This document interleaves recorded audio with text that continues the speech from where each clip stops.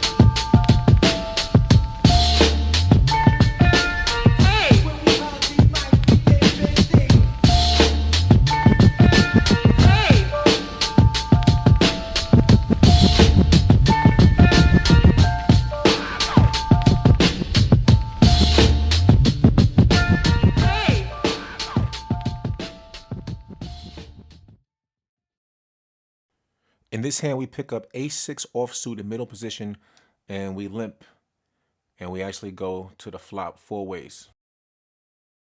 This flop is all queens. Everyone checks. I take a stab at it and bet. Everyone folds, and I take it down.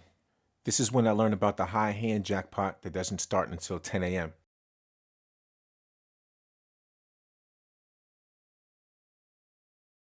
In this hand, we have queen-9 offsuit in early position. We're going to call 3 to speculate. We'll basically call with any 2 cards at this point if we're going to limp. We're out of position. We're going to end up calling this $16 bet, and we go to the flop 3 ways.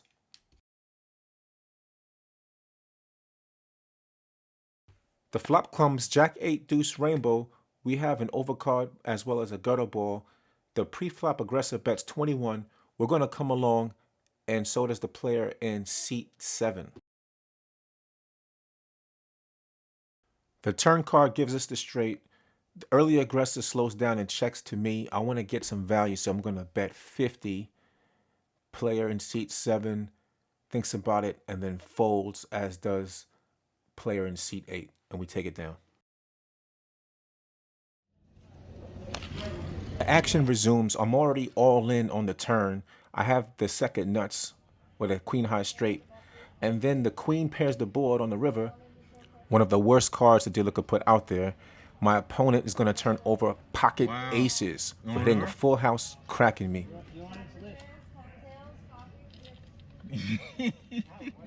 What's your name, sir? You're on the list bigger than I am. What's your name, sir? For my friends back home, you go on the list when you're behind and you have only 1 or 2 outs and you suck out on the river. Dave in seat 8 is definitely on the list, especially now that I have to add on for another $300. In this next hand, we have ace-8 of hearts in middle position. We're going to raise to 9 and go to the flop 5 ways.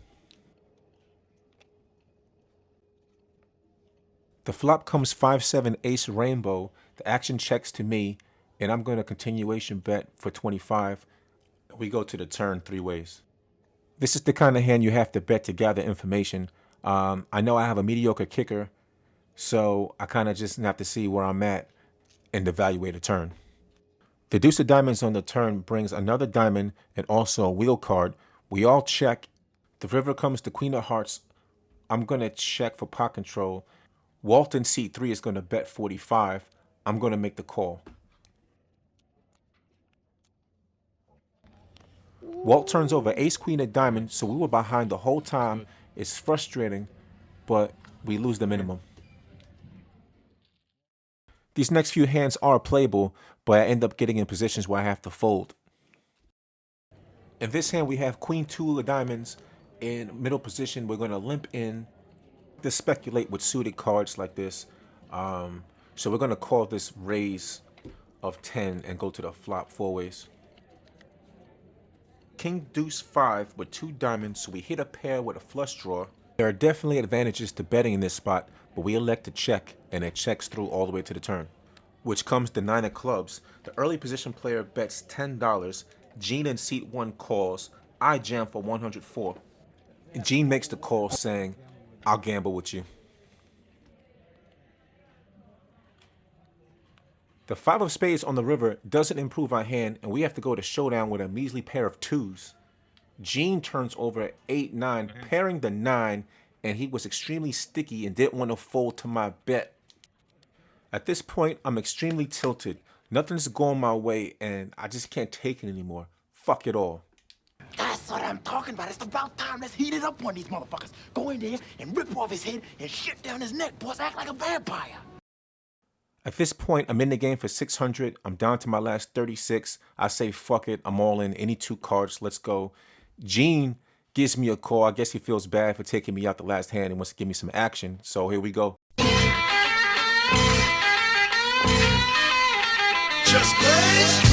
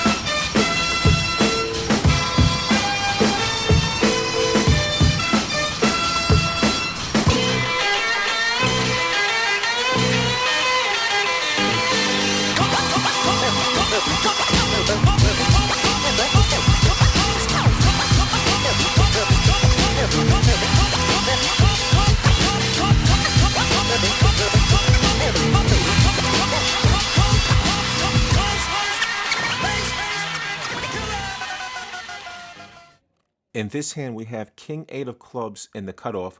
We raise to 10. The action falls to the under the gun player. He calls, and we go to the flop heads up. The board comes 5 Jack 9 with 2 clubs. The under the gun player is going to check. We bet 100.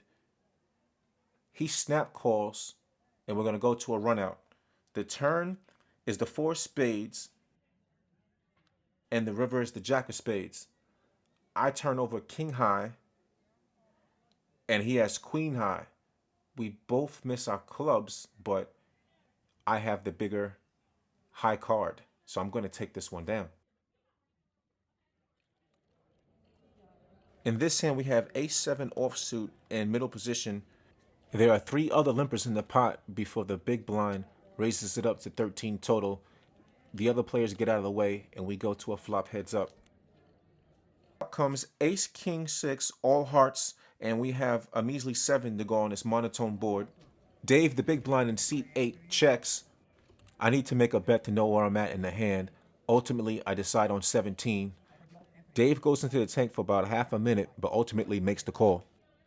It's difficult for me to know what he has in his range, how high his heart is, or if he has a pair. But when the turn comes, he checks his option. I bet 75, and he lays it down.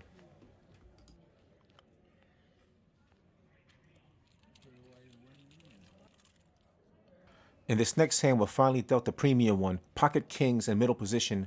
We raise it up to 11 and ultimately go to a flop 4 ways. This board is super connected and there are 2 diamonds. I'm going to c-bet for 30. I do have an overpair and a gut shot straight draw, so I kind of want to see what the opponents are going to do next. I feel like this is a good way to build value for myself. The player in seat 6 makes the call, as well as Gene in seat 1. The ace of hearts comes on the turn. Both players check to me. I make it 75 to go. Player in seat 6, snap calls for less. He only has 43. Gene also makes the call, and that builds a side pot of about 65. The queen of hearts comes on the river, and Gene is going to go all in for his last 43. I'm going to make the call, and then it's time to settle the side pot first. The queen on the river gave me Broadway, the nut straight. Gene flips over 10-8, hitting the low end of the straight. If that river would have been the queen of diamonds, Gene in seat 1 would have had a straight flush, cracking all of us. Player in seat 6 turns over king 10 offsuit. The queen on that river saved him. All that would have been mine. But instead, we chop it. We have the same Broadway.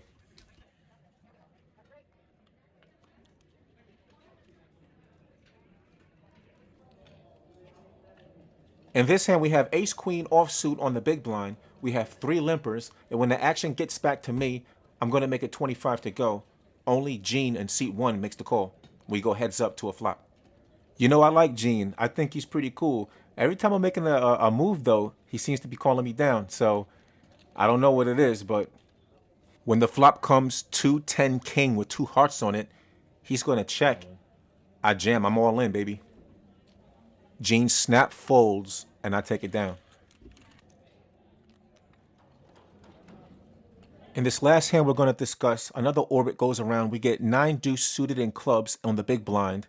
There are 4 limpers. I'm going to check my option. We go 5 ways to a flop. To be honest, I don't have good notes on what the flop is. I'm just in such a good zone right now. I'm going to bet 12. The action folds to Gene. He's going to raise it to 30. I really do like Gene, but he's all in my pots calling me down. I got to put him to the test. I end up raising it to 112 to see how he feels. Gene goes into the tank for like 20 seconds and then makes the fold, and I take it down. I just think it's an amazing comeback story how I built this stack from my last $36. And just as I'm celebrating to myself, I noticed the floor manager and security standing behind me. I get busted for recording and I'm asked to leave. So unfortunately for my viewers, I don't have any cash out footage or me walking through the casino floor, as I was escorted through the casino floor to the parking garage. I really just didn't want any trouble. If you made it this far through the video, please hit that like button if you're getting value. And if you're new to the channel, please consider subscribing. It really helps out the channel and we appreciate you so much. I just want to let you know that besides the poker vlog footage, there's also another playlist with these interviews we've been doing. We've interviewed Jamin Burton from the Drawing Dead. We've interviewed Trevor Savage from Raising the Nuts. And we just got finished interviewing Ethan Yao from Rampage Poker. And this was a very awesome interview. We have several other interviews lined up that we think you would find interesting. So stay tuned for those. If you're in the Pennsylvania area, specifically in the area of Parks Casino, we're going there April 9th. That'll be the next meetup spot. Myself, the Poker Robot, and my boy Panda will be there. So feel free to join us. We'll play most likely 1-3 or 2-5, and then we'll probably get some drinks or some food and hang out and just enjoy the company of you guys on the vlog. I just wanted to say that personally, it's been really cool to see a lot of attention on the videos, and it's just been really cool to see the numbers grow and the fact that the channel is growing. You know, it's really a cool thing. So I'm not really doing it for the numbers at this point. I'm just, you know, enjoying the movement. I love collaborating with Ed and Pan, and so we're just having fun. We be playing cards anyway, but I'm getting a chance to exercise my creative juices and making these videos, and I'm practicing editing. So it's just good for me in that sense, and I love meeting people. So I know it's a pandemic, but if you're in the area, I'd love to meet you guys and hang out and just be amongst the people. April 9th, we're going to Parks Casino, so if you can make it, come on out and hang out with us. It'll be really cool, all right? So I'll see you in the next video. Peace.